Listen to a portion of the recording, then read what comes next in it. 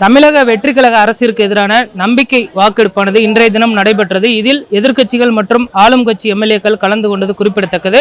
அப்பொழுது ஒவ்வொரு எம்எல்ஏக்களுக்கும் மற்றும் அதே போன்று எதிர்க்கட்சியில் வரிசையில் அமர்ந்திருக்கக்கூடிய சட்டமன்ற குழு தலைவர்களுக்கும் பேசுவதற்கான அந்த வாய்ப்பு என்பது வழங்கப்பட்டது. இதில் பல்வேறு முக்கிய விஷயங்கள் குறித்தும் அரசின் கவனத்தை ஈர்த்து அந்த பேசியிருந்ததும் குறிப்பிடத்தக்கது. இதில் தேமுதிகவின் பொதுச் செயலாளரும் அதே போன்று தற்பொழுது விருத்தாச்சலம் தொகுதி எம்எல்ஏவுமான பிரேமலதா விஜயகாந்த் அவர்கள் ஒரு முக்கியமான விஷயத்தை பேசியிருந்தார்.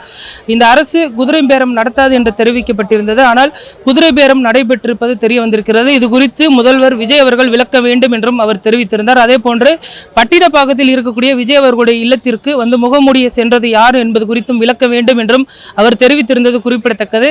அதே போன்று ஜோதிடர் ரிக்கி ரத்தன் பண்டிட் வெற்றிவேல் அவர்கள் நியமனம் குறித்தும் அவர் கேள்வி எழுப்பியிருந்ததும் குறிப்பிடத்தக்கது. இந்த நிலையில் தற்பொழுது அவருடைய நியமனமானது வாபஸ் பெறப்பட்டிருக்கிறது. அதே போன்று அதிமுகவின் 2 பிரிவுகளாக பிரிந்தும் அவையில் வந்து பார்த்தோம்னால் பேசியதும் குறிப்பிடத்தக்கது. இபிஎஸ் தலைமையில் 22 எம்எல்ஏக்களும் அதே போன்று எஸ்பி வேலுமணி தலைமையில் பார்த்தோம்னால் 25 எம்எல்ஏக்களும் ஆதரவாகவும் இபிஎஸ் தலைமையிலான எம்எல்ஏக்கள் எதிராகவும் வாக்களித்தது குறிப்பிடத்தக்கது.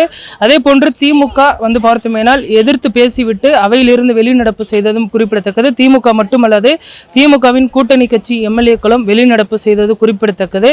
அதற்கு பின்பு இந்த நம்பிக்கை தீர்மானமானது கொண்டு வரப்பட்டது. ஒவ்வொரு பிரிவாக எழுந்து நிற்க வைத்து அவர்களுக்கான இந்த வாக்கெடுப்பானது நடைபெற்றது குறிப்பிடத்தக்கது. இதில் ஆதரவாக 144 எம்எல்ஏக்களும் நடுநிலையாக 5 எம்எல்ஏக்களும் வாக்களித்தது குறிப்பிடத்தக்கது. எதிர்ப்பாக 22 எம்எல்ஏக்கள் தங்களுடைய வாக்குகளையும் இன்றைய தினம் பதிவு செய்திருக்கிறார்கள். நம்பிக்கை தீர்மானம் கோரும் அந்த தீர்மானத்தில் தற்பொழுது ஆளும் கட்சியான தமிழக வெற்றிக் கழகம் வெற்றி பெற்றிருக்கிறது. ஆனாலுமே கூட அடுத்து வரக்கூடிய 6 மாத காலத்திற்கு இந்த அரசு வந்து பார்த்தோம்னால் செயல்படும் என்றும் எதிர்பார்க்கப்படுகிறது. அதே போன்று திமுக தலைவர் மு.க. ஸ்டாலின் அவர்களும் தற்பொழுது ஒரு முக்கியமான அறிக்கையை வெளியிட்டிருக்கிறார்.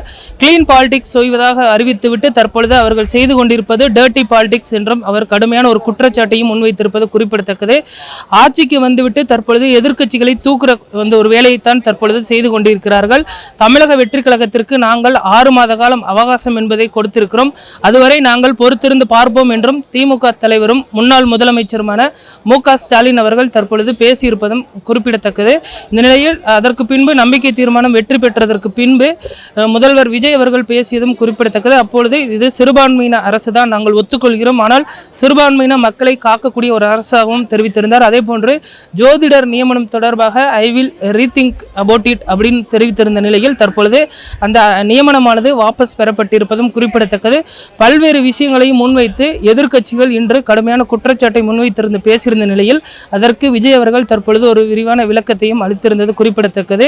இந்த நிலையில் தற்பொழுது நம்பிக்கை தீர்மானம் வெற்றி பெற்றதற்கு பின்பு அவை தேதி கொடுப்பாமல் தற்பொழுது ஒத்திவைக்கப்பட்டிருக்கிறது. அடுத்தடுத்த நாட்கள் தமிழக அரசியல் களத்தில் பல்வேறு முக்கிய மாற்றங்களும் நிகழும் என எதிர்பார்க்கப்படுகிறது. குறிப்பாக தமிழக வெற்றி கழக அரசில் காங்கிரஸ் மற்றும் அதிமுகவின் ஒரு பிரிவினர் அங்கம் வைப்பார்கள் எனவும் எதிர்பார்க்கப்படுகிறது. அதில் அதிமுக எஸ்பி வேலுமணி அவர்கள் பிரிவிற்கு 6 அமைச்சர்கள் மற்றும் ஒரு சில வாரிய தலைவர்கள் பதவியும் கொடுக்கப்படுவதாக தற்பொழுது பேச்சுவார்த்தையானது நடந்து முடிந்திருப்பதும் கவனிக்கத்தக்க அம்சமாக பார்க்கப்படுகிறது.